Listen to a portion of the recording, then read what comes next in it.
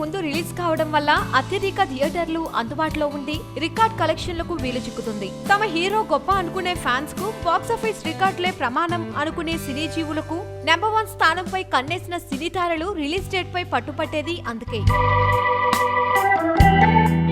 మా సినిమా అన్ని వేల థియేటర్లలో రిలీజ్, ఇన్ని వేల థియేటర్లలో హంగామా అని కొందరు సినిమా వాళ్ళు చెబుతుంటారు, కానీ వాస్తవాలు వేరు. ఉన్న థియేటర్లెన్ని? ప్రస్తుతం 2 తెలుగు రాష్ట్రాల్లో కలిపి 1650 పైగానే ఉన్నాయి. ఇక తమిళనాడు, కర్ణాటక, విదేశాల్లో క్రేజీ తెలుగు సినిమాలకు అందుబాటులో ఉండేవి కూడా కలుపుకున్నా మహా అయితే 2000 స్క్రీన్స్ కు మించవు. ఆర్భాటపు కబుర్లను పక్కన పెట్టి అసలు లెక్కల్లోకి వెళ్తే థియేటర్లపై పట్టున్న దిల్ రాజు శతమానం భవతి సినిమాకి దాదాపు 250 థియేటర్లు, ఆర్ నారాయణమూర్తి, హెడ్ కానిస్టేబుల్ వెంకట్రామయ్యకు సుమారు 50కి పైగా థియేటర్లు ఈ సంక్రాంతికి అందుబాటులో ఉంటాయని అంచనా. ఇక మిగిలిన 1700 స్క్రీన్ చిరు, బాలయ్య సినిమాలు పంచుకోవాలి. వీటిలో గీతా ఆర్ట్స్ పట్టుమూలంగా సుమారు 900 దాకా స్క్రీన్స్ చిరు సినిమాకి, 800 థియేటర్ల దాకా బాలయ్య సినిమాకి వస్తాయని అంచనా.